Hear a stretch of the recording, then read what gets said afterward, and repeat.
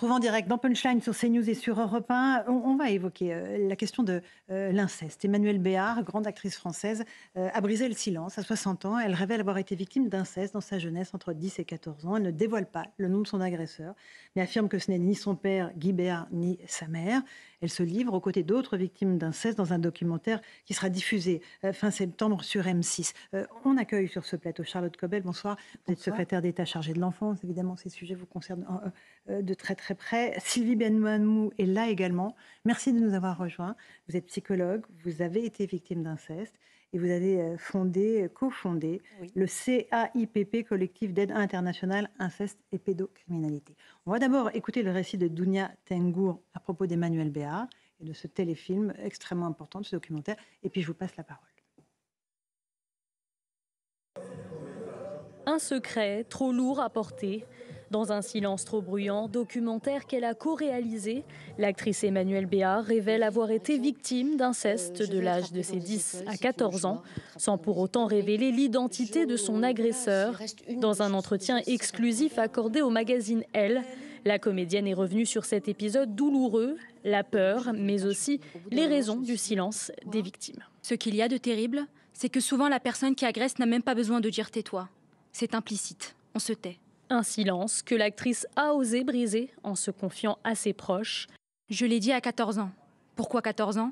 Je n'ai pas les réponses. J'ai craqué, j'en pouvais plus. Dans un premier temps, j'en ai parlé à ma grand-mère. C'est elle qui m'a sauvé la peau. Elle m'a sauvé la peau tant de fois. Une confession qui met au jour le tabou des violences sexuelles sur mineurs, selon Anne-Claire, déléguée générale de Face à l'inceste. Face à l'inceste, on représente 6,7 millions de victimes en France. Les victimes, en fait, ont ensuite des impacts au long cours. Ce sont vraiment des violences traumatisantes. De son côté, l'exécutif n'a pas tardé à réagir, puisque la secrétaire d'État chargée de l'enfance, Charlotte Cobel, a indiqué qu'une grande campagne gouvernementale serait annoncée dans les 15 prochains jours. Charlotte Cobel, vous êtes précisément sur notre plateau ce soir. Un plan est-il capable d'endiguer cette abomination qui se vit dans l'intimité des familles ? Il y a toujours eu de l'inceste, il y a toujours eu beaucoup d'actions, la police, de la justice pour lutter contre l'inceste. Ce qu'il y a depuis un certain temps, c'est qu'on connaît la dimension de l'inceste. On sait qu'aujourd'hui, un adulte sur 10 a vécu l'inceste dans son enfance. C'est glaçant comme chiffre. C'est glaçant. Vous entrez dans une classe aujourd'hui, 3 enfants subissent ou subiront l'inceste dans leur histoire. Ça veut dire quoi, Laurence ? Ça veut dire qu'autour de nous, nous avons des victimes d'inceste et autour de nous, nous avons évidemment des auteurs d'inceste. Donc aujourd'hui, le constat, on l'a, grâce notamment aux travaux d'une commission qui a été installée par le président de la République en 2021, la CIVIS, la commission indépendante des victimes d'inceste et d'infractions sexuelles. On connaît le volume et il est terrifiant, vous l'avez dit. Et puisqu'on connaît aussi aujourd'hui, grâce au témoignage d'Emmanuelle Béard, qui a eu ce courage extraordinaire, mais grâce au témoignage de victimes qui ont eu ce courage, y compris vous, bien sûr, madame, grâce au témoignage des victimes dans ce reportage, grâce à celles qui ont parlé auprès de la CIVIS, on connaît le traumatisme que ça crée. Les violences sexuelles créent un traumatisme, l'inceste encore plus, on pourra y revenir, parce qu'il détruit l'être et il détruit la famille quand il n'est pas révélé et quand il est révélé. Bien sûr. Sylvie Benmamou, donc vous êtes psychologue, vous avez été victime d'inceste. Quand Emmanuelle Béard dit « Pourquoi à un moment donné est-ce qu'on sort du silence ?» Mais parce que ça fait trop de bruit. Pourquoi on se tait ? Surtout dans un premier temps, parce qu'on a peur, parce qu'on a honte. Le silence, c'est le corollaire, c'est le pendant de l'inceste. Oui, tout à fait. Je voudrais juste préciser que ce n'est pas un traumatisme, mais des traumatismes. En fait, très souvent, on cumule les traumatismes, notamment par rapport aux négligences familiales, par rapport au harcèlement scolaire aussi, enfin, les violences conjugales. Donc voilà, donc c'est assez intéressant quand même de voir que ce n'est pas juste les violences sexuelles, l'inceste. Alors, pourquoi le silence ? Il y a beaucoup de raisons. Effectivement, il y a la culpabilité et la honte.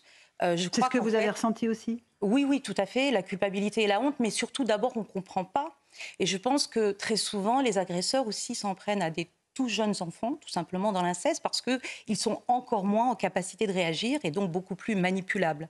Donc je dirais qu'en fait, la culpabilité et la honte, peut-être que ça arrive dans un deuxième temps. Déjà, il faut arriver à comprendre ce qui se passe, même si à un moment donné, on se dit que ce n'est pas normal, et surtout, c'est extrêmement douloureux. Donc, il y a le fait de pouvoir penser les choses, les verbaliser, trouver du soutien. Et ce qui est intéressant dans le cas d'Emmanuelle Béard, c'est qu'elle dit qu'elle a quand même parlé à 14 ans. Il y a beaucoup d'enfants qui parlent, en fait, des adolescents, mais on ne les écoute pas, on ne les soutient pas. Donc, il y a vraiment cette difficulté de trouver de l'aide. Et je pense aussi qu'elle vient du fait qu'on est quand même profondément dans une famille dysfonctionnante. Donc, c'est compliqué de trouver aussi de l'aide. Et par la suite, effectivement, la peur de ne pas être cru, le chantage affectif. On entend aussi souvent « tais-toi ». On ne va pas te croire, ou voilà, ça reste dans la famille. Hein, donc après, c'est beaucoup plus facile, évidemment, de manipuler un enfant. Il y a une pression de la famille. Hein. Après la commission de l'acte, il y a encore quelque chose qui pèse sur les victimes pour leur dire « taisez-vous ouais, ». Exactement. Et c'est ça qui est terrible. C'est ce que vous avez vécu aussi, peut-être? Oui, oui, tout à fait. Moi, ma mère m'a dit clairement de ce terme. Elle s'en souvient pas. Mais je lui donne ce crédit parce que je pense qu'aussi, il y a sans doute eu un effet de sidération pour elle. Vous avez été victime d'inceste de la part de mon père, de votre père, qui n'est plus là aujourd'hui. Mais effectivement, c'est vrai que la famille n'est pas aidante, c'est très clair. C'est là aussi, c'est la raison pour laquelle je disais, on cumule vraiment plusieurs traumatismes en fait dans ce type de famille, les violences conjugales, etc. C'était mon cas aussi par rapport à ma mère. Bien sûr. Rachel Kahn, vous êtes avec nous, essayiste sur ce. Oui, c'est vrai que la place du silence, la honte, et puis le fait qu'il y a une présomption de mensonge en fait sur l'enfant, qui est très fort. Après, sur le cas d'Emmanuelle Béard, je voulais revenir parce que c'est une grande actrice. On a enfin quelqu'un de la culture, c'est pas une influenceuse, ça nous change. César, meilleur espoir féminin dans un second rôle, César dans un premier rôle. Et pour moi, les artistes sont aussi des législateurs de l'ombre et peuvent entraîner justement les pouvoirs publics pour sensibiliser, pour être des modèles pour les jeunes filles.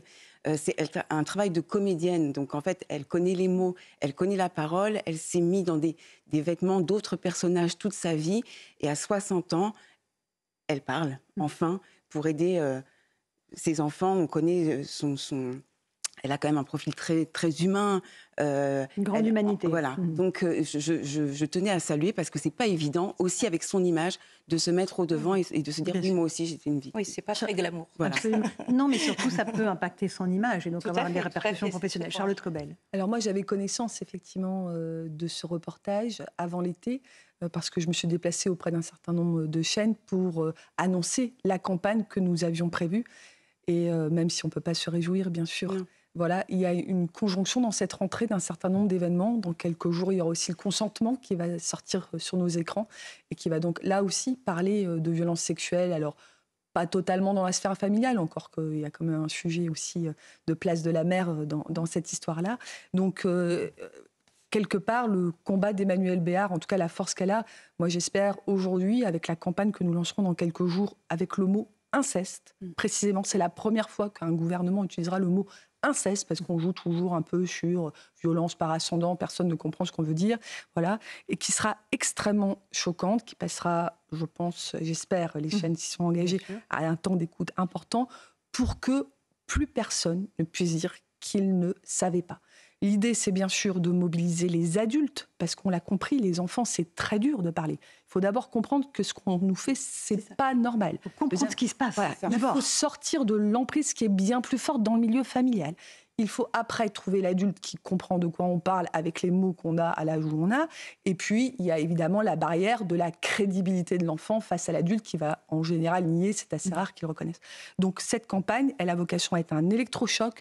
Bien sûr, ça ne résoudra pas tout. Mais aujourd'hui, ce que je voudrais dire, c'est que c'est une mobilisation de tous les adultes, ceux qui parfois banalisent ce type de rapport sexualisé avec les enfants, toutes ces photos qui se baladent sur Internet. Aussi, ça contribue, je pense, à banaliser. Et puis, dans les familles, ça n'arrive pas qu'aux autres, ça arrive à Emmanuelle Béard, ça arrive dans tous les milieux, sur les filles, les garçons. Voilà. Et aujourd'hui, dernière chose, 40%, presque 50% des auteurs ont été victimes. Ça veut dire quoi ? Ça veut dire que nous ne rompons pas la chaîne des violences dans les familles. Les violences conjugales, on le savait déjà.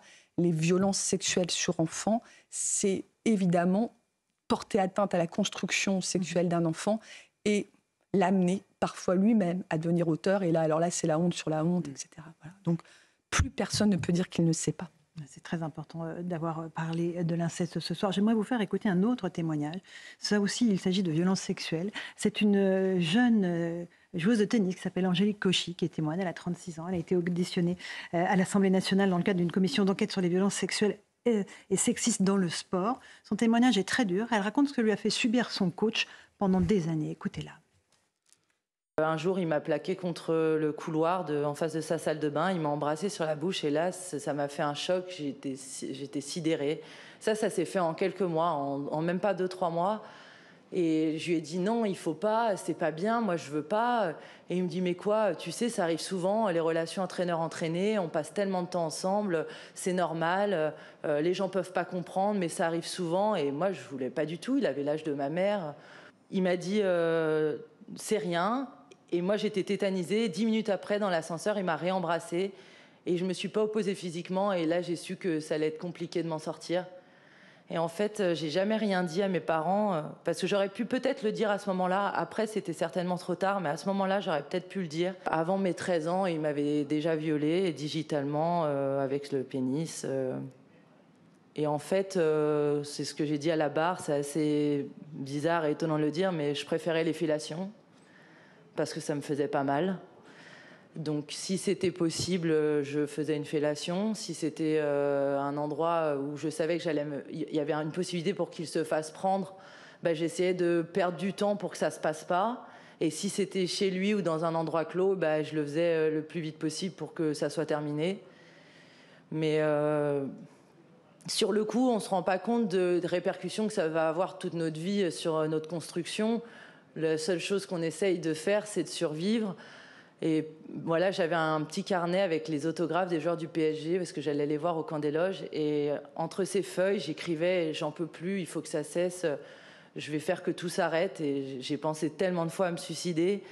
Et à chaque fois, j'arrachais la feuille et je disais « Non, il ne faut pas que ma mère, complètement maniaque, qui fouille notre chambre toutes les 2 secondes, tombe dessus ». Voilà pour ce témoignage extrêmement fort d'Angélique Cauchy. On salue son courage de parler aujourd'hui. Céline Benamou, on voit tous les ressorts de l'emprise qu'un coach peut avoir sur sa très très jeune joueuse. C'est absolument effrayant ce qu'elle décrit. Oui, tout à fait. C'est vrai qu'elle parle aussi, avant l'emprise, enfin non, elle parle de l'emprise, c'est clair, mais elle parle aussi de la dissociation. Et ça, j'en ai pas parlé tout à l'heure par rapport à la question pourquoi ce silence pendant si longtemps. C'est aussi ce phénomène de dissociation et d'amnésie traumatique. Ça veut dire quoi la dissociation ? Alors c'est à un moment donné, on en a parlé aussi à un moment donné par rapport aux violences conjugales, c'est le fait qu'on a le sentiment en fait que l'esprit sort du corps. Et c'est une manière, en fait, tout simplement de survivre aux agressions, aux violences. Et moi, ça a été mon cas aussi. Et ce qui fait qu'après s'installe, en fait, l'amnésie. Et l'amnésie traumatique, c'est aussi assez extraordinaire dans le sens où ça vous préserve et ça vous permet quand même de vivre votre vie. Ça a été mon cas aussi. Et en fait, ça explique aussi pourquoi il peut y avoir comme ça des séquelles, des symptômes, des difficultés, des souffrances sur un long parcours aussi, parce qu'il faut pouvoir sortir de ça. Et c'est seulement qu'on peut après être aidé, j'allais dire. Il y a eu un déclic pour vous ? Il y a eu un moment où vous avez dit il faut que je parle ? Je pense qu'en fait, le déclic, par rapport au fait déjà de retrouver la mémoire, c'est assez impressionnant. Flavie Flament en parlait très bien. Absolument, je pense à son livre. Oui, c'était La Consolation, je crois. Et en fait, elle expliquait en fait, que parfois, il y a un événement qui fait que tout d'un coup, ça arrive. On a l'impression d'être dans un film, vraiment, tellement c'est très étonnant comme phénomène. On a l'impression comme ça d'avoir des flashs. Et moi, c'est ce qui s'est passé, je pense, après un traumatisme. Le fait d'avoir perdu un bébé à la naissance a fait sans doute rejaillir, en fait, ça. L'inceste dont vous avez été visée. Une quarantaine d'années, j'ai retrouvé la mémoire. Très bien. Charlotte Cobel, le témoignage d'Angélique Cauchy est terrible. Alors, terrible, et je réponds d'ailleurs à une question que vous m'avez posée. Plan de lutte contre les violences sexuelles dans le sport depuis plusieurs anannées, et maintenant avec Amélie Oudéa-Castéra, très engagée, parce qu'à nouveau, on est dans la sphère de l'intime, de la connivence, du physique, parce que les sportives, évidemment, les sportifs sont en lien avec leur coach, avec les vestiaires, qui sont des lieux extrêmement, évidemment, d'intimité. Et puis les enfants partent très tôt du foyer. Exactement. Donc, ils sont accompagnés dans des hôtels, dans des endroits, évidemment, où les agresseurs peuvent assouvir leur pulsion. Donc, ça fait plusieurs années qu'on a à la fois des plateformes de repérage des violences sexuelles dans le sport, où la coordination avec les fédérations s'est énormément renforcée. On a fait des campagnes de sensibilisation. On continuera parce que, évidemment, c'est un lieu à la fois très constructif pour un enfant. C'est là où on acquiert la confiance, l'indépendance, la réussite, et où on peut être totalement détruit, un peu différemment de la famille, mais pas tant que ça aussi. Donc toute cette intimité, ça ressemble à ça. Et avec des parents qui parfois mettent la pression pour les succès sportifs et la continuité du sport, et cette espèce, là aussi, de dissociation entre la volonté de faire plaisir aux parents et cette violence qui est vécue. Et de vivre cette évidemment violence. un terrain... Oui, c'est très précisément le maltraitance et le viol dans le sport. C'est le thème de mon dernier ouvrage, Les grandes et les petites choses. Et je sais qu'Amélie Oudéa-Castéra est très, très ferme là-dessus, a déjà fait beaucoup de choses. Mais c'est vrai que donc, j'étais sportive de haut niveau, j'étais en équipe de France. C'est vrai qu'il y a les vestiaires, c'est vrai que c'est un moment aussi où on est dans la transformation de notre corps et que notre corps, finalement, on le donne à un entraîneur qu'on admire, ou on va le donner aussi au kiné qui nous répare, qui fait que l'entraînement puisse passer tranquillement. Donc cette fragilité dont vous parliez, c'est exactement ça. C'est qu'à la fois, on est ultra performante, mais à la fois, il y a quelqu'un au-dessus qui nous donne des ordres, qui nous dit de faire 10 fois 200, et qu'à la fin, il peut se dire, il peut créer cette fausse complicité tout à fait malsaine. Et il faut absolument un regard, enfin en tout cas, que les vestiaires ne restent pas dans des coulisses. Voilà. Et de la lumière. De la lumière. J'entendais parler de plan. C'est vrai qu'il faut aller vraiment encore plus loin. Nous, les associations, je dirais, de protection de l'enfance, on milite aussi sur le fait qu'il puisse y avoir vraiment un plan inceste. Je sais que la Civis aussi va dans ce sens-là. Il faut absolument au passage continuer. La commission de la Civis, là, ça va se terminer à la fin de l'année. Et c'est important parce qu'en fait, on a vraiment un problème d'accès aux soins. Quelques axes sur le plan. La prévention, c'est cribler les antécédents judiciaires de tous les professionnels en contact des enfants. C'est le cas aujourd'hui, dans les foyers, dans le monde du sport, à l'école évidemment. La prévention, c'est la formation de tous les professionnels autour des enfants pour repérer et puis pour évidemment éviter les types de situations qui peuvent arriver. Le plan, c'est des campagnes de sensibilisation, c'est bien sûr l'éducation sexuelle des enfants à l'école. Le Conseil national de l'enseignement a été saisi pour faire vraiment un enseignement complet. Il faudra y mettre la protection. Il y a beaucoup d'actions, on a beaucoup fait, il faut encore faire. Mais moi je dis, il n'y a pas que l'État qui doit faire. Tous les adultes aujourd'hui, où qu'ils soient, tous ceux qui doivent parler, au bénéfice du doute. Parler, le 119, permettez-moi, Laurence, le 119, évidemment, le 119, on le rappelle. Appeler et voilà. Aujourd'hui, on est dans un tel niveau de violence qu'au bénéfice du doute, et c'est une magistrate qui vous parle, il faut parler. Ça ne veut pas dire que nécessairement ça aboutira, mais l'enfant pourra être entendu. J'ai une dernière question, Charlotte Cobel. On a commencé cette émission en parlant des crèches, de ces maltraitances supposées dans un certain nombre de crèches privées. Là aussi, c'est vraiment votre domaine. Est-ce qu'il y a un plan à mettre en place, des commissions d'enquête à mettre en place ? Je ne voudrais pas mettre les choses sur le même plan, Laurence. Non, mais c'est la dernière question. Il y a Alors, les crèches, d'abord, c'est un sujet qu'on connaît, puisque le ministre de la Solidarité qui a précédé Aurore Bergé avait demandé une inspection générale sur ce sujet-là. Donc, on connaît la problématique. Deux choses très différentes. La qualité de la prise en charge qui se dégrade parce qu'on est dans un secteur privé pour différentes raisons et sur lequel il faut évidemment faire des choses. C'est ce qu'annoncera Laurence Berger demain. C'est différent quand même de l'acte volontaire de violence. Voilà. Et les parents ont envie des deux. Pas de violence et une qualité de prise en charge. Mais permettez-moi de ne pas mettre les choses sur le même niveau. Moi, mon combat, c'est aucune violence sur les enfants, quelle qu'elle soit, en particulier les violences sexuelles, parce que celles-ci, elles détruisent et elles ne sont pas vues. Merci beaucoup, Charlotte Cobel. Merci, Sylvie Benamou, d'être venue apporter votre témoignage. Et Rachel Kahn. Merci à vous, chers amis auditeurs et téléspectateurs. Sur Europe 1, dans un instant.